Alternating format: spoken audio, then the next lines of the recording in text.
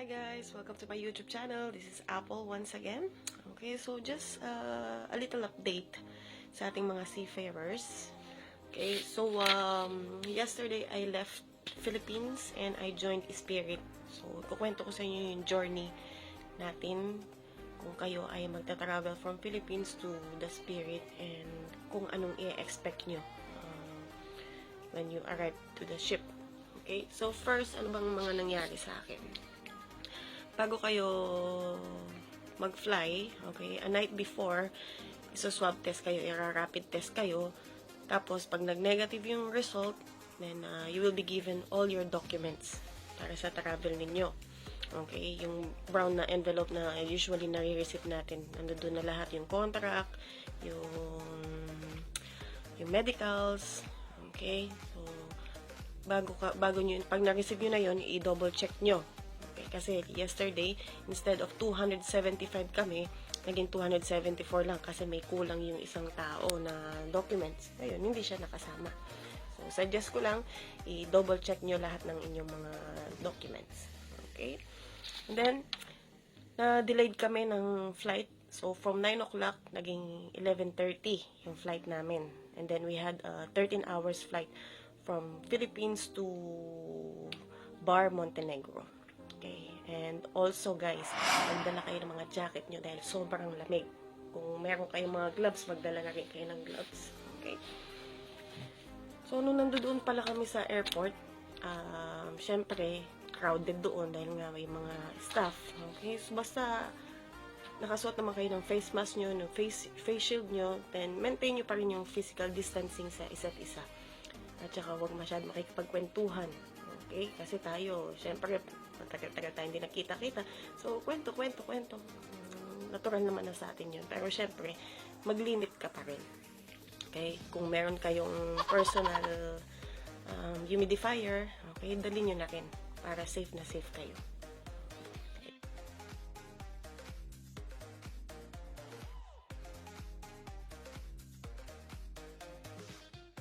So, since chartered flight kami, so, tabi-tabi yung upuan.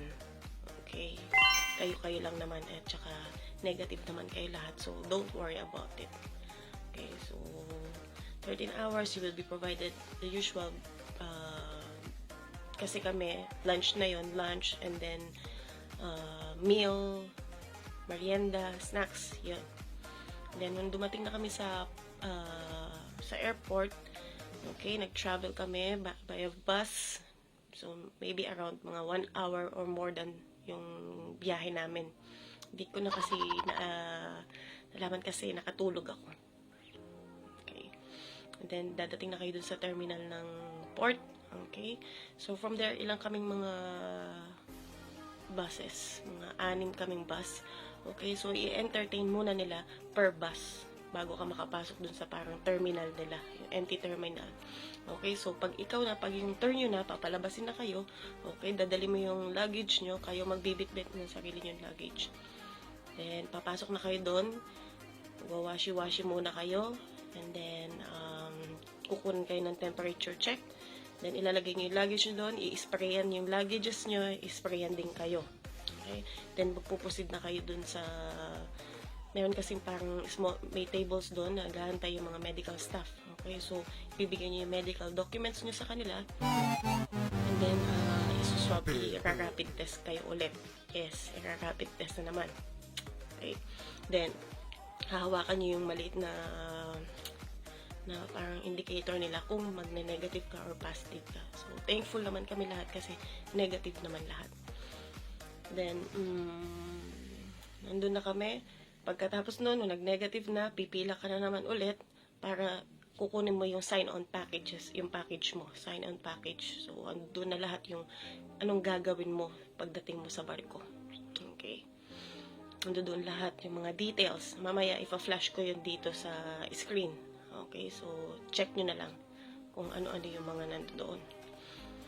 And, pagkatapos nun, okay, so pipila na kayo, papasok na kayo sa barko, dala-dala nyo yung mga bagahin nyo. Okay, pagpasok nyo, so, mag-ano kayo, isa-sanitize yung shoes ninyo. So, merong sanitizer doon. So, tatapak lang kayo doon, mag-washi-washi kayo. And then, ipapasok niyo yung luggage niyo doon sa, natin, sa scanner doon. I-scan nila yung luggage mo. Pagpasok doon, diretso na kayo sa cabin. The best part, pagpasok niyo ng cabin. Ay. So, mamaya papakita ko sa inyo yung picture ng cabin, kung ano itsura. Siyempre, lahat tayo, yung mga non-working crew, provided tayo ng balcony. Okay. And anong makikita? So, mamaya ipa-flash ko ulit yung mga pictures. So, meron tayo doon mga water, meron tayong tinapay, sandwiches, meron tayong fruits. Lahat ng mga kailangan nyo, basic. So, meron kayong shampoo, meron kayong soap, okay, meron kayong mga tissue rolls. So, lahat provided. Okay, so, hihiga ka na lang. So, yun lang ang ano ko. So, meron pa tayong, for the non-working crew, 7 days ang quarantine natin. So, hindi ka pwedeng lumabas doon. Breakfast, lunch, and dinner, dadalhan ka ng pagkain. So, pagdating mo dyan sa cabin, meron kang table, meron kang stools doon sa may labas. Okay, so doon nila ilalagay yung mga pagkain mo. And, hindi, pagkatapos mo, ilalabas. Hindi siya ganun, katulad ng sa hotel. So, at the evening, iipunin mo yun yung breakfast, lunch, dinner mo na boxes. Okay, iipunin mo yun. And then, sa gabi, doon mo siya ilalabas. Okay. Tapos, kukolektahin nyo ng mga housekeeping stuff.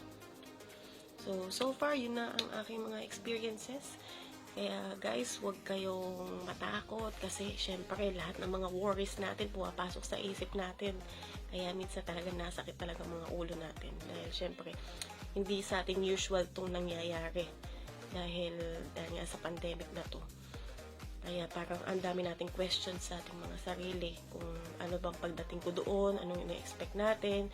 So, eto, sana makatulong sa inyo na para at least lumuwag-luwag yung mga yung sa isip natin, yung sa damdamin natin para hindi tayo nagwo-worry masyado. Okay, guys? So, thank you very much. Don't forget to subscribe and also comment, okay? And like my YouTube channel. Alright, thank you so much.